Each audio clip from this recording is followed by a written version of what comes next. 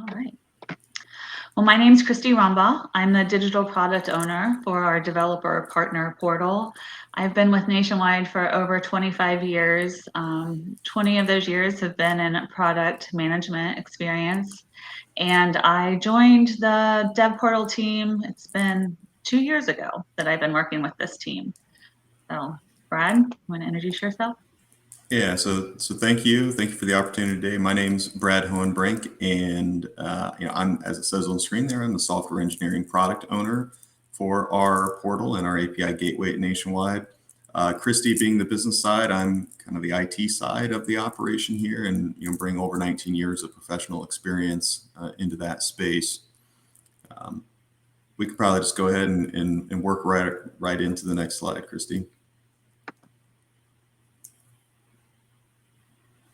All right, so our dev portal journey is one that I think is pretty interesting, and for others that are joining today, maybe you'll see some similarities.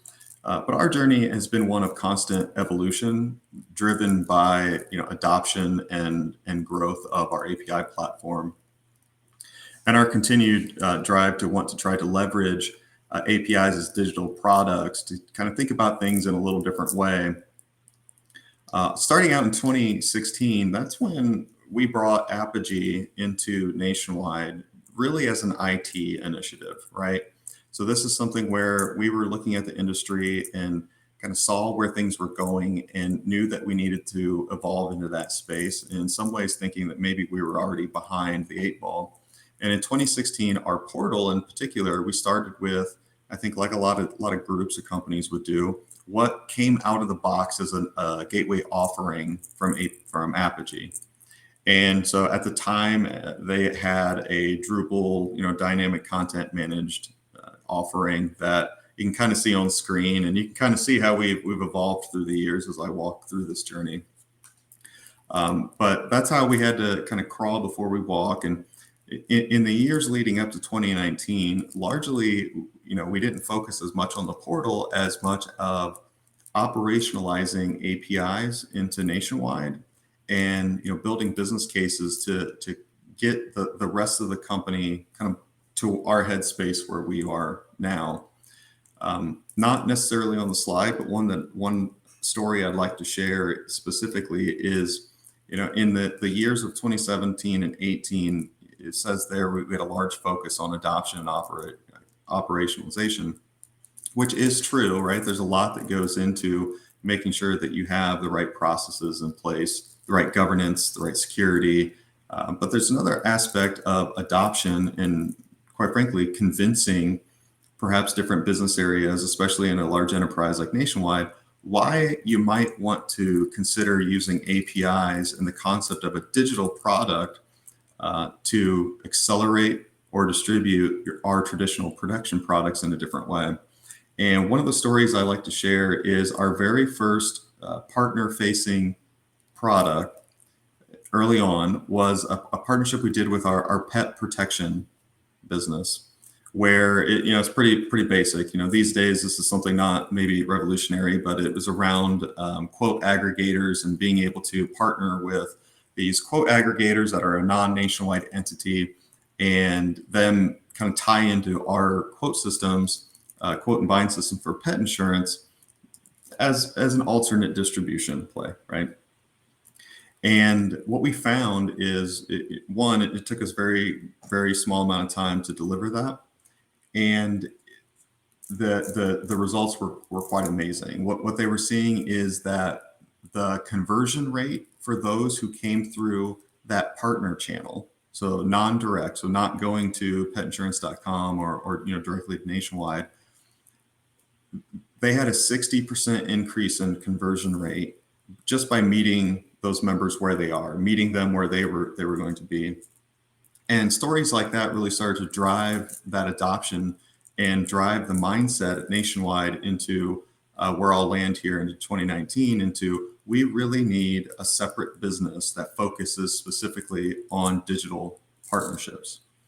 And so in 2019, by that point, we had grown enough in terms of adoption of APIs and building digital products that we really outgrew the out-of-the-box portal that Apogee provided from, originally 2016, and matured to a space where we identified we really needed to be crafting our own portal, our own dev portal, centered around partnerships to provide a differentiating partnership experience. And so that's exactly what we did. We partnered with our in-house marketing department. This right around the same time as when we did a major reorg to get a specific business centered around these digital partnerships, and that's where Christy resides today. Major focus in looking at how do we then digitize all of our traditional protection products, whether it be in the financial space or P&C space, and get them prominently displayed into the portal. What does that value prop look like? What does the value prop look like just for being a partner with Nationwide, right? How do we speak to that type of audience? And so like the slide says here, we have in 2019, we stood up something new. We aligned to what was at the time the general design language and accessibility standards that we had at the time. So we kind of affectionately refer to it as the blue people for what I think will be obvious reasons. If you look at the slide, kind of that's what Nationwide was going for at the time. But realistically, we were still just kind of dipping our toes into what it really meant to create a partner-centric, full accessible, self-service partnership portal. And so as the years then evolved into this new business, we really had a bigger focus on, the aforementioned functionality. So what does that partner experience really look like? How do we stand out from the rest? And especially in 2020 into 2021, things like DevPortal Awards were a major tool for us to be able to look at competitors in the space, who's winning best design, who has the best developer experience, what are they doing that maybe we should focus on? And so, we took a look at not only our competitors, but talked to partners that were in flight at the time to get their feedback, figure out what we needed to do. And that really resulted in a complete revamp around 2021 around brand language, brand design, and then also really looking at, well, what are partners actually looking for? Like, do we have the right marketing information in there? Is the information even available that maybe wasn't available in previous iterations? Is it easy to get to? Is it easy to navigate? And so you can see how that kind of constant evolution. And this is also when we started getting a much bigger emphasis on ADA compliance. So Christy will get into this much deeper in the further slides here, but we have an entire capability department around ADA at Nationwide. So as you might imagine, the portal is not the only external digital property that Nationwide owns. And Nationwide, being the company they are, they take ADA compliance and ease of use just really, really seriously. And of course, you can read about more of that if you go to our portal. Down at the footer, we have a link to our ADA compliance page and the department that supports that. But this is where we start to embed those experts into our team, which I'll kind of get into in the next slide on how we're structured, and work hand in hand with them to make sure that we're building things that are compliant by design, meaning ADA compliance is no longer maybe a bolt-on or an afterthought. It's front and center. It's going to start at the beginning of the software delivery lifecycle. And then continuing that evolution, just kind of round us out to where we are today in 2022 and 23, so the last couple of years here, we've really started to try to take a data-driven approach to augment our personal feedback and interviews that we do with our users, where we're taking full story insights, which is a tool that can kind of show you like, what did a user do when they came to your page? Are they clicking through the links? What is the route or journey they're taking while they're going? And start to really look at, hey, if we're trying to drive people to a particular place, like for example, we really, our strategy is based on the company we really are about partnerships. So our portal, our dev portal is not really open to everyone. It's open to partners, which means that we really want to drive people that are coming to our portal into one of two places, ultimately resulting in the last place, which we want them to get the information they want so they can understand what is the value prop of being a partner with Nationwide. What do you get? What are we good at? What are our digital products that might be useful to them? And then ultimately, hey, get to our Get Started page so you can send us a little bit of information. We can start to reach out and give you that personalized, differentiating experience that maybe you can't get from competitors. And so as we walked through that, in late 2022, we completely changed what we noticed from some of that full story feedback is, hey, look, people aren't finding our digital products. They're not prominently displayed, right? It's hard to get to that level too. And so we completely rearranged that content to make it more prominent, front and center, straight on the homepage, to kind of get to the point, if you will. And we saw that from those metrics that had a meaningful change to the behaviors of our users. And so now, in 2023, the other thing that I really want to call out, and we'll get into much deeper later on in the presentation, is around that developer experience and really ingraining our ADA process, our ADA reasonable requirements process into the day-to-day, right? So again, the kind of a constant theme of continuous evolution of getting better and better and better. These things don't we don't get to where we are overnight. It takes time and feedback from many different folks. And so, we're continuing to focus on that developer experience, informed, of course, by what we've seen in the industry. By and large, what I know personally, what I've seen on the Dev Portal Awards and the different companies that have been nominated, which kind of leads into, okay, well, what's the team look like that does all this? So, Christy, if you want to navigate to the next slide here. Yeah, hey, Brett, I just want to do one call out from the business side of the work that we did in 21, 22 was a lot of our pages are built in a content management tool that allows me as the business side to go in and quickly make changes. So as we are building new digital products or as they're evolving, I can immediately change the content on the pages or add new digital products to our homepage to get that information out quickly without involving the IT team, which has really been nice. We've been able to add videos, add different images. So that's been very helpful from the business side to react quickly to what our partners are asking for. Let me move over to the next slide.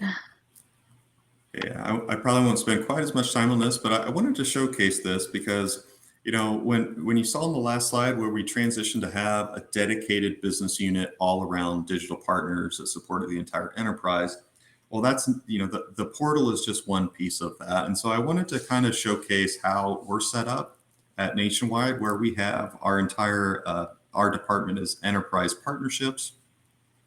In enterprise partnerships, we're split out really into these 4 separate products is how we think about it: partner offerings, enablement, engagement, and management. And together, all 4 of those kind of capabilities or those products make up what we call the partner platform, where the partner portal is just one piece of that platform. And so all of these areas, just like Christy and I are, in this, I guess, kind of red-orange space in partner engagement, there are equivalent peers of ours that are set up for offerings, enablement, and management, both an IT side, a business side, and then, an execution team, all very similar. So for partner offerings, and I won't read all this, on screen word for word. Certainly you guys can take a look there. But the partner offerings kind of vertical here is all about assembling those digital solutions, having a centralized place where, as you might imagine, a large company like Nationwide, we're segregated into many different business areas. And sometimes, one business area might not realize that there might be a differentiating solution if they could combine with a different business area, right? And so the partner offerings vertical here is really around assembling digital products in a way that's meaningful and valuable to partners. So whether they're physically doing that themselves, creating reusable tools, or if they're actually facilitating the digitization of the protection products themselves with the business areas, that's where they fit in. Certainly, they're going to be in all three of these other areas that aren't partner engagement are critical stakeholders for us, where they're providing feedback so that we all are kind of co-enabling our success. Meaning, if he's creating partner offerings and new digital solutions, we need to make sure that we're doing our part so that we can have the shelves, if you will, which on the portal display those products in a way that speaks to how valuable they are, how useful, how to use them. Moving into partner enablement, this is really about onboarding. And so every one of our partners that comes through the process, they're going to get dedicated, real people support, in addition to everything that we provide on the digital technical side. And so what they're really all about is how to onboard partners, make them successful, kind of that two-way street between development teams. And they're a great critical stakeholder in informing what we might want to add to the portal in terms of more self-service or more automation that makes the experience of that partnership, and not just the beginning where you're trying to sign a partner, but when they're actually trying to implement. And then what about after implementation? How do they get with the support that they need after the fact, right? And then on the right-hand side around partner management, if you could think about us, partner engagement as the front office, partner management's a little bit more like back office. This is mainly nationwide facing, so internally facing around managing partner metadata, partner preferences, making sure that they can seamlessly have positive experiences across the entire CRM process. And then they also handle the compensation of partners. Many of our products, compensation can potentially go both ways, but generally it's something where it's advantageous for both sides, and our partners get compensated for use of our products, right? Excuse me. So how do we fit into this? All right, so for partner engagement, as you might imagine, being part of the Dev Portal Awards and have the Dev Portal, we are the externally facing side to this partner platform. We handle the portal and therefore the primary kind of interface between partners and Nationwide. It's how we can have the outside reach in to us. Meanwhile, of course, we're fostering that API ecosystem. So not only is our portal for our external partners, but this also powers the entire Nationwide API digital journey as well. And so not only are we someone who owns and manages the portal, but we use it every day ourselves. We're, internally, we're using it to onboard our apps and onboard to products maybe only for Nationwide.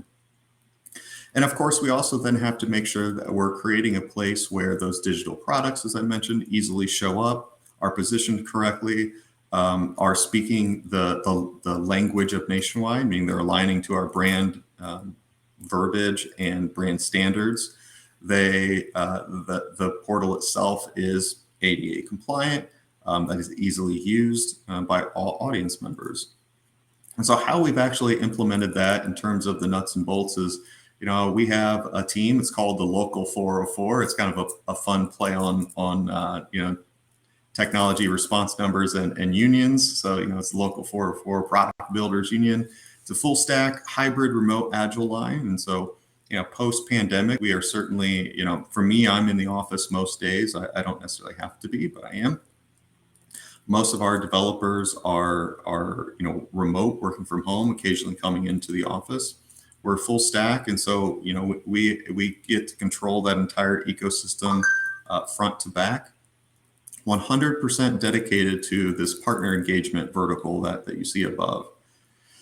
And so in terms of team size, it's variable depending on how much we want to invest every year. You saw the continuous evolution of the portal. But generally we have somewhere between, I'll call it 18 and 26 people all in, including our Scrum Master, our analyst, developer, and QA engineers, of which you see on screen, we have those traditional roles. We do use those traditional roles in perhaps a slightly non-traditional way. We have really invested in user experience skills for our technical analysts. So, maybe a role that would otherwise typically gather requirements, put them into, in our case, Jira, and hand them off to developers. We really want to have a more hands-on approach to that, to where we can shorten that maybe communication gap, where our team is physically doing user experience design using some of the reusable Nationwide components that Christy will get into in the future slides on how that accelerates our ability to be ADA compliant.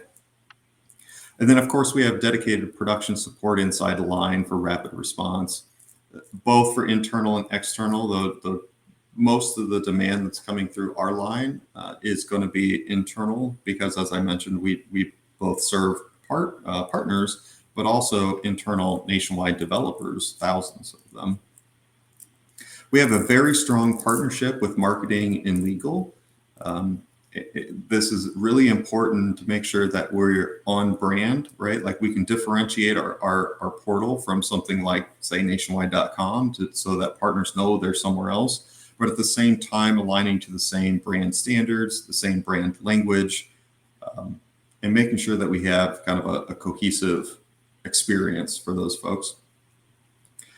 Meanwhile, which I'm sure you've seen by now, we have a very strong product owner, Christy, who is embedded into our line as a true member of the line, not necessarily an inside or outside. If others that are in this presentation today, attending or presenting, are familiar or have a lot of experience with Agile in a large enterprise environment, you may have experienced that it's not uncommon to have business product owners really be treated more as like an outsider, and the IT teams be more like a service provider. I genuinely don't think that we feel that way. I'm lucky enough to have product owners embedded into the line. They are part of the team with shared ownership and understanding, and that's the case for all of these portfolios that we have up above.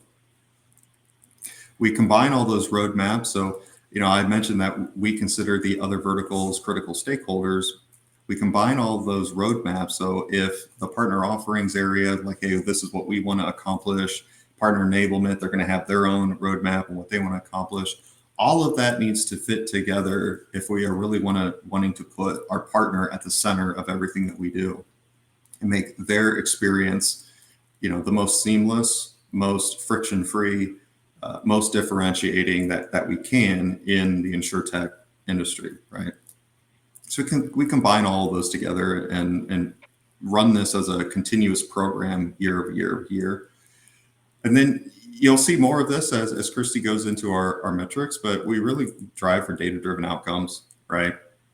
With SAFe epics. So if you're not familiar, SAFe is a way to, in the Agile space, to create an epic which starts with clear business objectives and make sure that you're not just doing something because you want to do it. You have a clear outcome in mind, and that might help drive to perhaps a different solution to get to that business objective.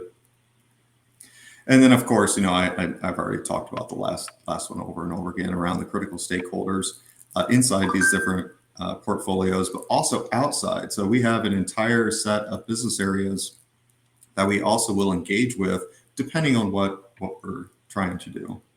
Christy, do you have any more you want to add before we move on to the next? No, I think you covered it. Perfect. All right, so let me share some about our portal metrics here. So what I'm sharing is we have some business reports, and then we have some enterprise, because as Brad shared, we're an enterprise tool. But from a business perspective, we meet monthly to review this marketplace dashboard along with our organic leads. So our source for our data is FullStory. Really cool tool, as if we do see some things changing as far as a user's behavior, we can go into that application and actually watch step by step what that user is doing. So some metrics that we track for the dashboard are the click-through rate. So we want to make sure that users are finding what they need, clicking into the application. the overall journey, so where they start versus where they go once they come onto the page, and then our product placement effectiveness. So on our homepage, we have at any time 6 or 7 different tiles for those digital products. And I mentioned before, I'm able to go in and change those around at any given time.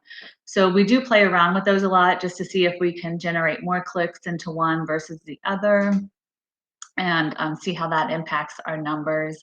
We also track where users are coming from. The majority come from our nationwide.com site, but so very mindful of that.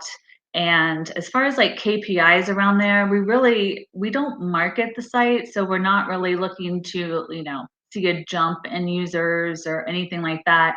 But what this tool does help us with is if we do see, a spike in users, or coming to the site, or a drastic decrease, we can jump in to see, what is causing that. We sometimes, like attending this conference, might see a spike in visitors to the portal, so we can chalk that up to us, attending this conference. But we do pay attention to that and review that monthly. As far as organic lead tracking, so we didn't touch much on. Our site is used for potential partners who are interested in partnering with Nationwide. They can come out to the site, fill out a form, and we monitor those. We respond to all of them. We've done a lot of work around misdirected leads. So a lot of times users are looking to verify insurance or become an agent, just different things that they'll come to our site first. And we've really done a great job at automating those to get those users to exactly the site that they're looking for on nationwide.com. We look at the number of qualified leads. We look at the number of leads that we might forward to other business units within Nationwide.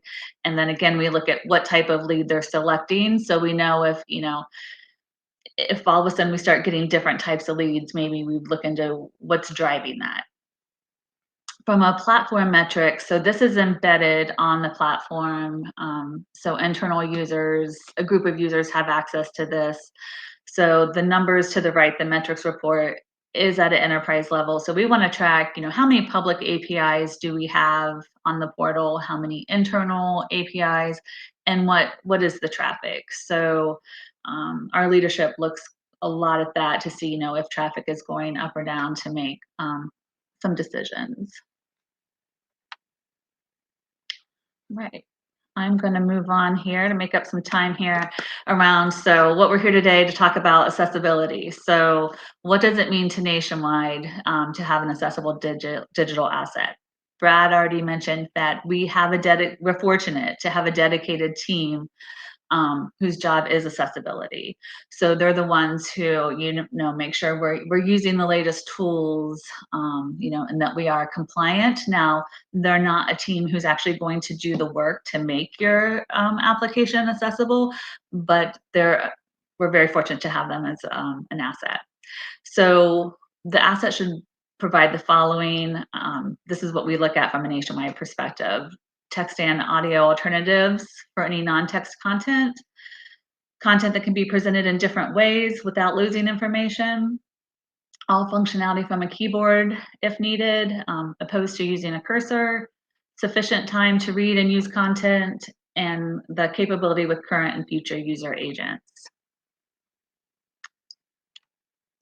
So setting that up, this is what from a portal accessibility we look at. So we have multiple enterprise tools. We are currently using Axe Monitor for the portal. And this is a new tool to us, but it provides increased visibility. So we are able to add users to scans and automate the website scanning.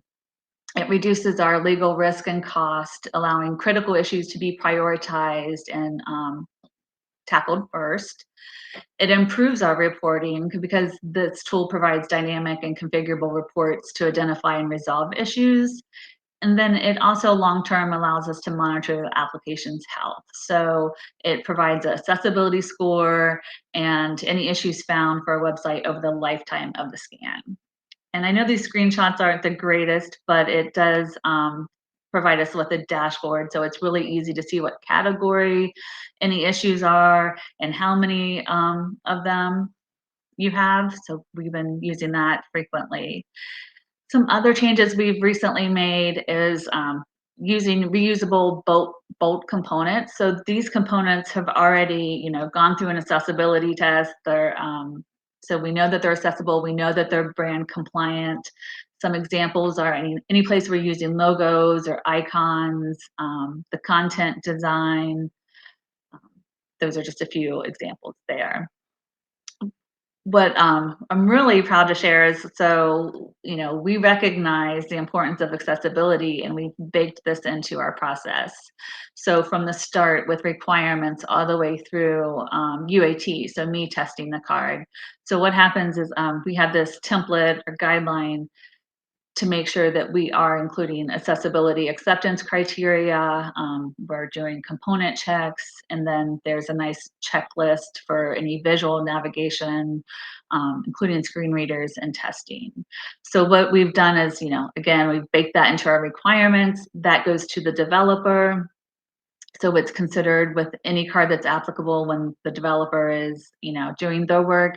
When it's passed into testing, then they have their piece to test all the accessibility, and comments will be made. So if we're making any concessions, or if we're looking to maybe move forward without addressing an issue, that has to be approved by me. Or even escalated to maybe marketing, or the accessibility team if needed.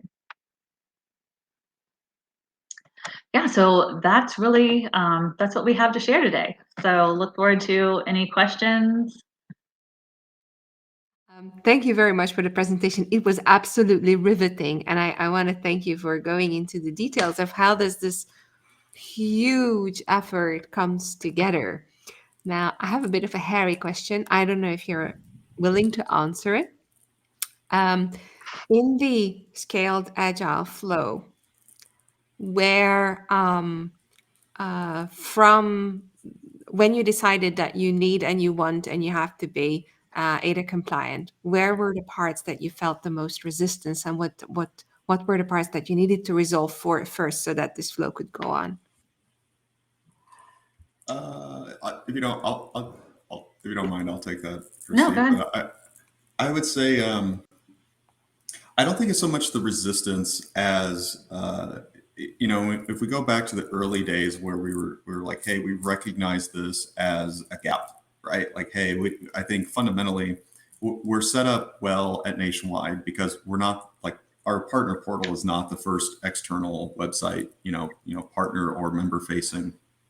And so we have a lot to pull from there.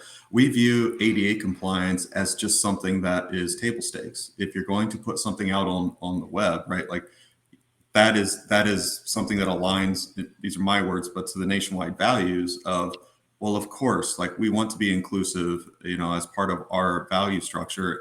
And part of that is being ADA compliant, which is why from an enterprise perspective, we have a dedicated team that we can pull from. And so I didn't mean people resistance. I meant more like systemic. Yeah. Of the system. I want to just kind of establish, like, maybe to your point, there wasn't systemic resistance. I think that the biggest hurdle, maybe if I could use my word, is the tooling. So for other areas, if anyone's used the Axe tooling, the plugin is great for developers, I suppose. But if you've ever seen the traditional output of like an Axe report, oh man, anyone who isn't technical, it's like reading another language, right? It's not very consumable. And so I think some of the hurdles that we had to get across were I'll say twofold. Number one is tooling. And number two was, embedding that process more left in the SDLC. And so Christy walked through both of those. I think having the Axe monitor dashboard, which the tooling is just caught up to what we wanted, it gives a nice, we'll say business human readable, plain, like here's your category, this is where it is, what do you want to do with it? And then, creating those reusable requirements that are baked into every UI card in Jira, right? So aligning from our analysis lead, tech lead from a tooling perspective, and test lead, right, from a QA, like every aspect of the SDLC, it's baked into it. And what that means is that now no longer, because if you go back in long enough time, what would happen is like we'd build everything and then we'd have a card come through and says, okay, now make it ADA compliant, right? And I think that's just too late in the process. The biggest hurdle is to say, no, you got to get that as just part of the functionality for every single thing that you put out into the portal. And it's got to be from the start in the requirements. Mhm. Did you experience this similarly, Christy? Is there some cautionary tale that you have for, okay, when you have a VAR-oiled system and you want to change it to different, especially like ADA compliance, where would you feel like, this is very hard to change? So I think it's having the time. Like, we have a roadmap with other things that we're trying to accomplish for the year. So for me, it was a struggle, like when to start this practice. Not really when. I should go back. The Axe Monitor tool is new. Again, Brad alluded to, I used to get these reports for accessibility, and it could have been in a different language, because I was like, I have no idea what this is telling me needs to be fixed.